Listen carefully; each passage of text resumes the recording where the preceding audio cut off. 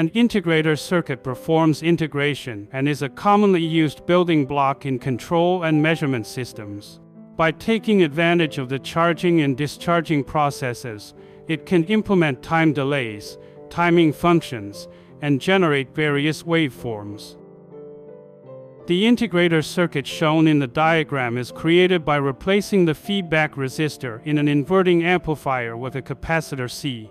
Therefore, the analysis method for the integrator is similar to that of the inverting amplifier. Based on the concepts of virtual short and virtual open, Vn is approximately equal to 0, and I equals 0. Therefore, I1 equals I2. The capacitor C is charged with a current I equal to Vi divided by R.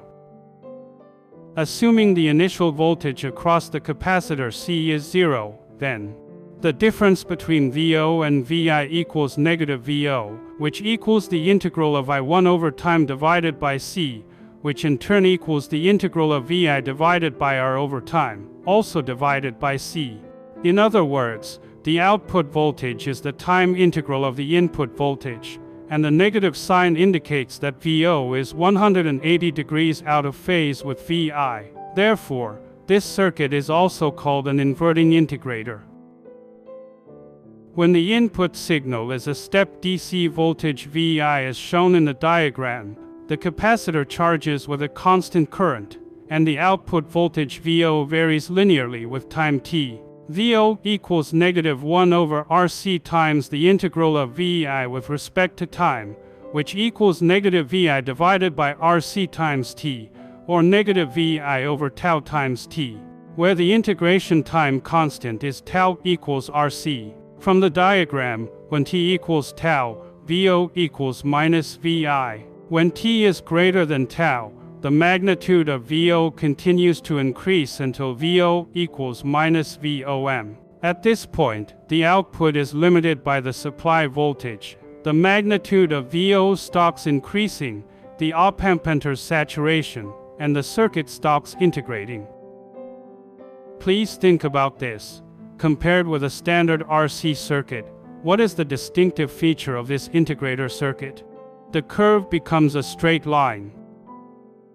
In a practical circuit, since the op-amp is not ideal, even when Vi equals 0, any DC offset at the op-amp's input will continuously charge the capacitor in the same direction. Although this current is very small, over a long enough time, it can cause the op-amp to saturate, preventing further integration of the signal. To solve this problem, a large resistor is often connected in parallel with the capacitor to form a DC negative feedback loop, which prevents the op-amp from saturating. Integrator circuits have wide applications. They can be used to generate triangle or sawtooth waveforms, implement active filters, serve in digital-to-analog converters, etc. They are also an important component of PID controllers in automatic control systems. By swapping the positions of the resistor R and capacitor C in the integrator circuit, a differentiator circuit can be created. The virtual ground condition still applies, with Vn equal to 0 and the virtual open circuit condition, where I equals 0, meaning that I1 equals I2. Assume that at t equals 0, the initial voltage across the capacitor C is Vc equals 0. After the input signal is applied, the current through the capacitor is as above. Thus, I equals the capacitance times the derivative of Vi with respect to time. Vo equals negative I2 times R, which equals negative I1 times R, which equals negative RC times the derivative of Vc with respect to time, and this equals negative RC times the derivative of Vi with respect to time. The output voltage Vo is therefore proportional to the time derivative of the input voltage Vi, and the negative sign indicates that their phases are opposite. When Vi is a step signal as shown, considering the internal resistance of the signal source and the supply voltage limits of the op-amp, the output voltage at t equals 0 is still finite. As the capacitor C charges, the output voltage Vo gradually decays and eventually approaches 0. From the diagram, it can be seen that the practical time constant formed by the signal source's internal resistance and the capacitor C affects the time it takes for the output to return to zero. A relatively small time constant is usually chosen. If the input is a sinusoidal signal Vi equals sin omega t, the output voltage Vo equals negative RC omega cosine omega t. This means that the output amplitude increases linearly with frequency.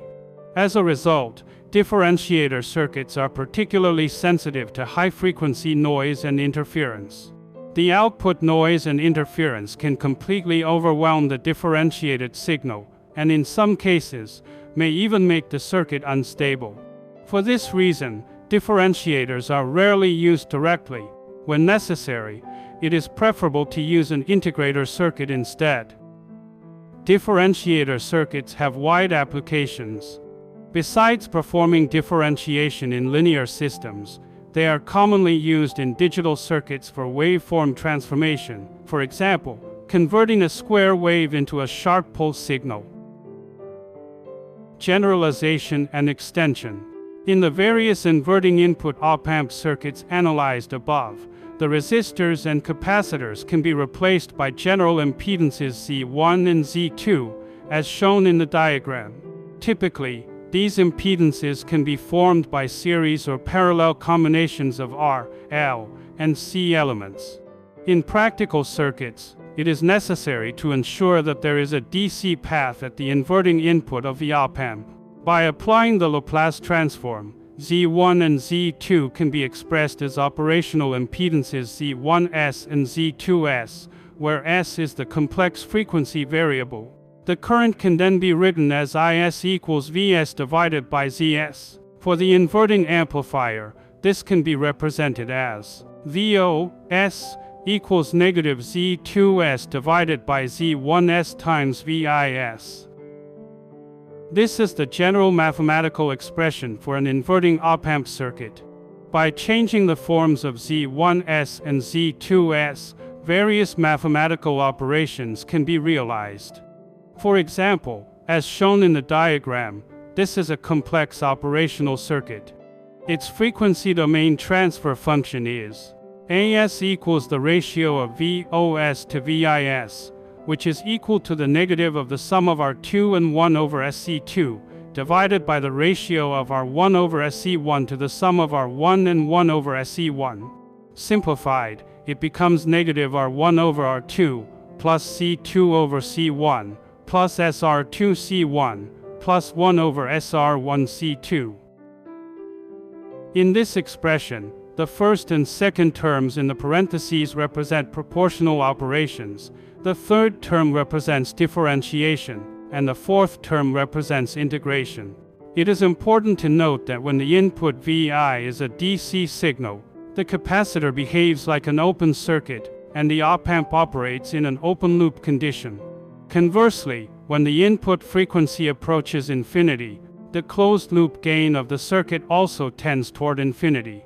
In both cases, the op-amp can enter saturation. Therefore, in practical circuits, to prevent such conditions and ensure proper operation, it is common to insert a resistor R3 in series with capacitor C1, and to place a resistor R4 in parallel with the R2, C2 branch. In today's lesson, we studied integrator and differentiator circuits. An integrator is formed by replacing the feedback resistor RF of an inverting amplifier with a capacitor, while a differentiator is created by swapping the positions of the resistor and capacitor in the integrator circuit. Additionally, we summarized the general impedance model, which helps in understanding and mastering these concepts. That concludes today's lesson. See you next time.